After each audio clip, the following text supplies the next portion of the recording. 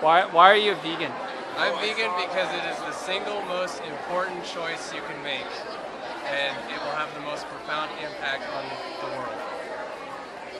What's the healthiest vegan food? There's a lot of healthy vegan foods, but I'd have to say kale. It has a lot of nutrients, a lot of vitamins, a lot of minerals. It's really good for you.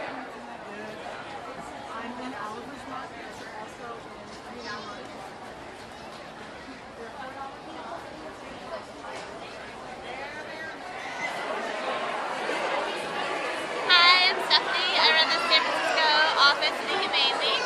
We're a national animal advocacy organization focused on farm animal protection issues.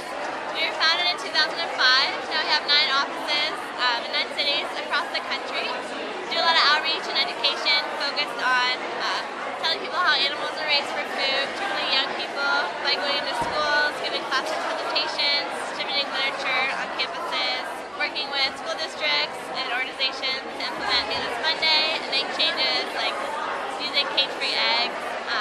Yeah, we're always excited to have volunteers, have people get involved, and look forward to meeting you all.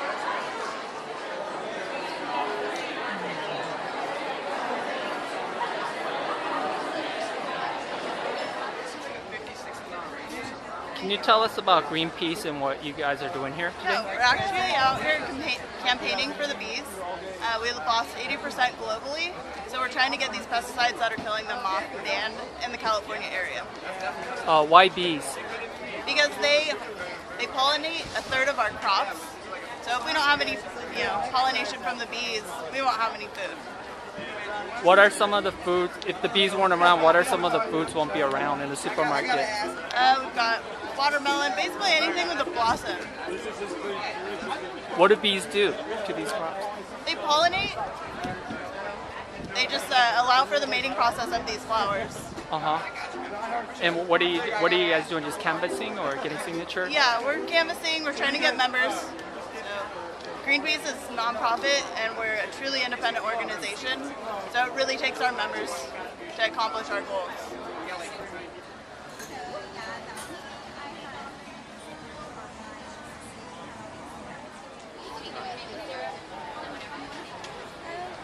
What's the vegan hip hop movement about? Okay, so the vegan hip hop movement is about presenting an alternative to both veganism and mainstream hip hop. So hip hop from its inception was the voice of the voiceless, already tackling social justice issues, whether we're talking about economically deprived communities of color. And so the vegan hip hop movement is about like sort of reconnecting or just amplifying the social justice component that's already embedded in hip hop. So it's like the fusion of social justice as well as tackling animal rights issues, things related to a plant-based diet, just promoting an alternative to, again, hip hop as well as like the dominant sort of typically white vegan animal rights scene.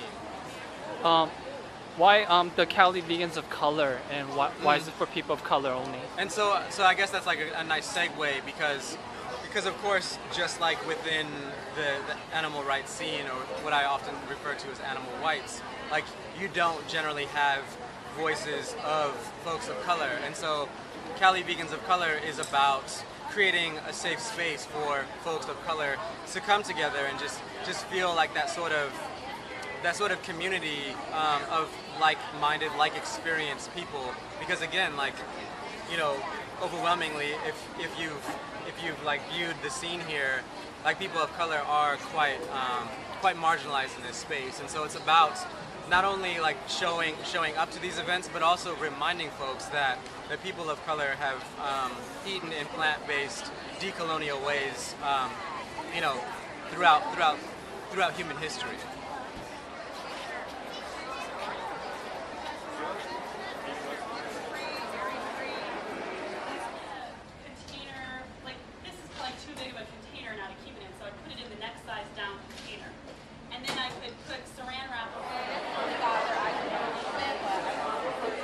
Hi, where do chocolates come from? We're trying to get people to buy vegan chocolate that's not sourced from the worst forms of child labor in West Africa.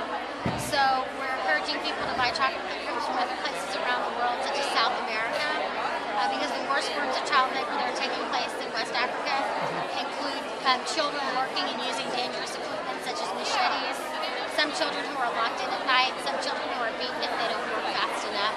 So knowing that vegans tend to be very compassionate consumers, we want to make sure they know about this issue and they don't contribute to that type of suffering.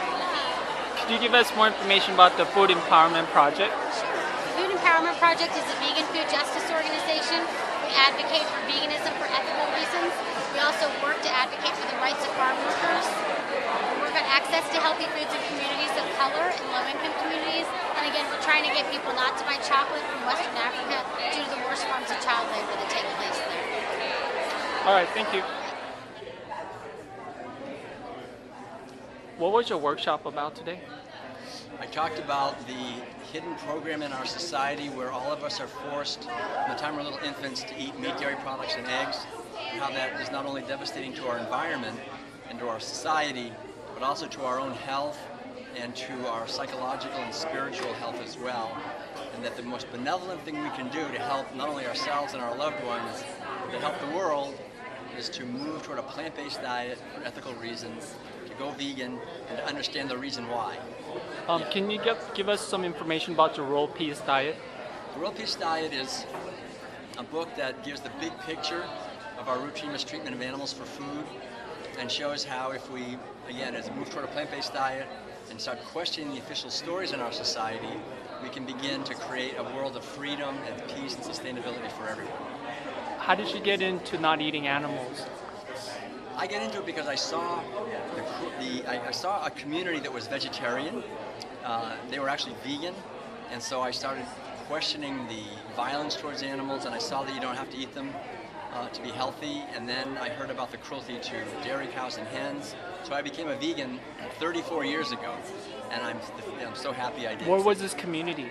The community was the farm in Tennessee. It was a spiritual community back in 1975. And can you give us your education background and stuff in your book release?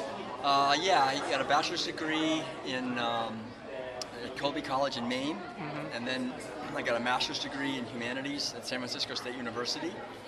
Then I got a PhD in education from the University of California at Berkeley. And besides the academic education, I taught college courses in over 20 different classes for many years, actually, back in the 80s and early 90s.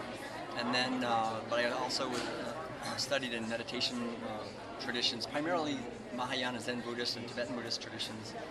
And I've also studied music quite a bit, and I have albums of original piano music out as well. On your last workshop a few months back, you said you hanged out with the Buddhists from different countries. What country were these? I was in Taiwan, and Taiwan has a Mahayana Buddhist tradition where the monks are vegans. So it's different from other traditions. In Korea, also the monks are primarily vegan. Korea, okay. In Korea too, yeah. But in other countries, like in Tibet or in Thailand, monks eat quite a bit of meat. So we're trying to bring also the veganism back to the Buddhists as well. Okay. All right, and your name is? My name is Will Tuttle, Dr. Will Tuttle, yeah. All right. And this is my wonderful wife, Madeline, over here. Hello. She's the brains behind the operation. Thanks for